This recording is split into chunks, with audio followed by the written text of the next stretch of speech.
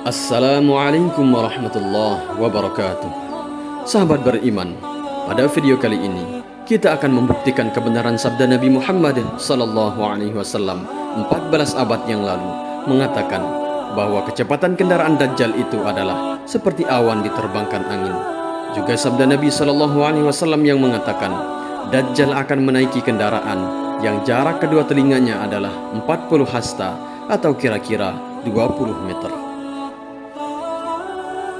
Akan tetapi sebelum kita mulai, jangan lupa di subscribe, like, dan bagikan video ini ke semua orang untuk mendukung dakwah Islam dengan harapan semoga senantiasa kita diberikan kebaikan dan mendapatkan keridhaan Allah Subhanahu wa Ta'ala.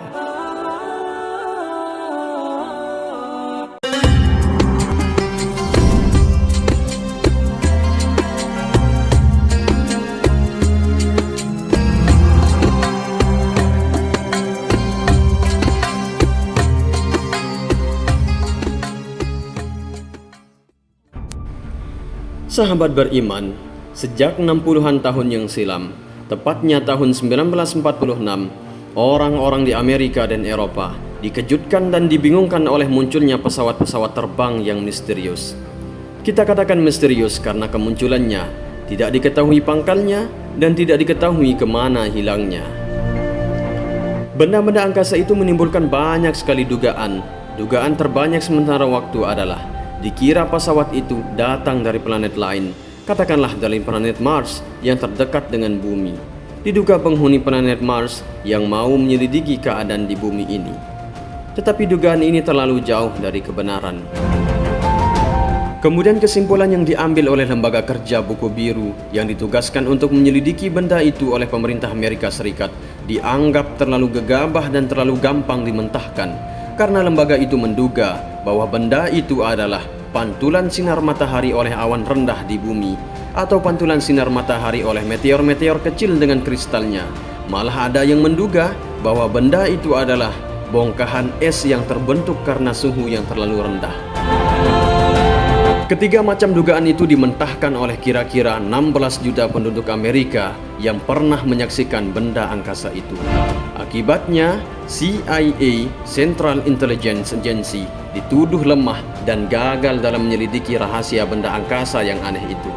Benda terbang itu mempunyai bentuk yang bermacam-macam, malah ada yang berbentuk mirip piring, maka dinamakanlah dia piring terbang. Dari sini kita dapat mengetahui bahwa bukan semua pendapat orang-orang ahli di Eropa maupun di Amerika itu benar adanya. Maka oleh karena itu, kita jangan terlalu cepat meyakini kesimpulan hasil penelitian mereka. Kalau sudah nyata benarnya dapat dibuktikan dengan indera kita, maka bolehlah kita percaya. Kemudian pada tahun 1966, di Amerika pernah terbit buku dengan judul The White Sands Accident, karya Daniel W. Fry. Fry adalah orang yang mempunyai kandid dan popularitas di Amerika. Pada tahun 1950, dia mendapat tugas membuat aturan latihan perang dengan senjata jarak jauh. Tugas itu dia lakukan di pusat latihan roket di White Sands, wilayah New Mexico, sebelah selatan Amerika Serikat.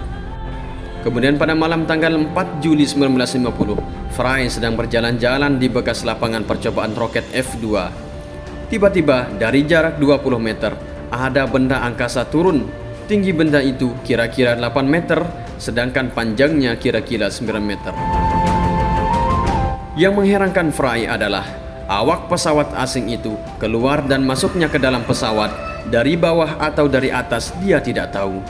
Fry ingin menyentuh dindingnya yang halus, tetapi dari suatu ruangan yang kosong dalam pesawat itu datang suara dalam bahasa Inggris yang cukup fasih mengatakan, yang artinya, dimohon untuk tidak menyentuh lapisan itu, masih panas.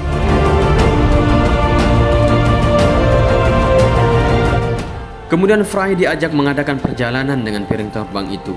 Dia pun masuk dan pesawat itu naik dengan kecepatan yang super cepat, sehingga dalam tempo singkat, pesawat sudah turun di New York. Begitu juga ketika dia kembali ke White Sands dengan kecepatan yang jauh di atas kecepatan pesawat biasa. Piring terbang itu adalah pesawat yang didesain menjadi roket atau pesawat ruang angkasa dan sekaligus sebagai kapal selam dengan teknik yang luar biasa. Pada tahun 1987, sebuah piring terbang mendarat di Spanyol, hampir menculik seorang pemuda usia 30 tahun bernama Anto Philip. Banyak orang di Eropa maupun di Amerika yang pernah diculik oleh awak piring terbang. Dari mereka dapat diketahui bahwa piring terbang mempunyai pangkalan di bawah permukaan air dekat pantai Florida, yaitu salah satu sudut segitiga Bermuda. Julio adalah seorang bangsa Spanyol yang pernah diculik oleh awak piring terbang. Dia bercerita dengan jelas bahwa landasan piring terbang ada di bawah permukaan air di segitiga Bermuda. Dari sekian banyak keterangan itu, semakin jelas bagi kita bahwa piring terbang itu adalah pesawat ciptaan Dajjal la'anatullah. Kecepatan pesawat itu per detiknya adalah 5 km. Berarti dalam 1 menit sama dengan 300 km. Dan dalam 1 jam sama dengan 18.000 km.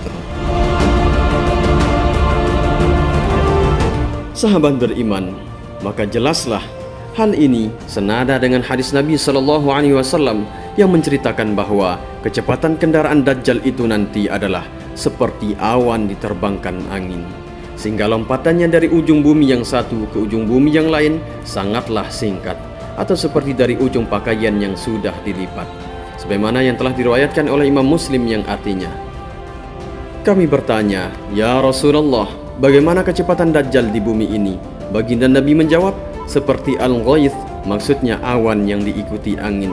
Dia datangi suatu bangsa mengajak mereka, mereka percaya padanya dan menerima ajakannya.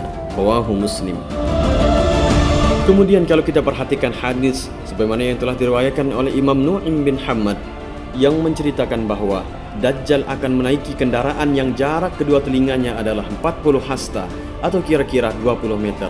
Dan kenyataannya yang sering disaksikan oleh banyak orang bahwa lebar kepala piring terbang itu rata-rata 20 meter, meskipun ada yang lebih besar atau ada yang lebih kecil dari itu. Maka apa yang telah diramalkan oleh Nabi SAW 14 abad yang lalu, sebelum ilmu pengetahuan maju, sekarang bisa dibuktikan dengan sains. Maka dari hal itu, janganlah kita ragu dengan apa yang telah difirmankan oleh Allah Subhanahu wa taala dalam Al-Qur'anul Karim dan apa yang telah disabdakan oleh baginda Nabi sallallahu alaihi wasallam, karena semua itu benar adanya. Wallahu a'lam bissawab.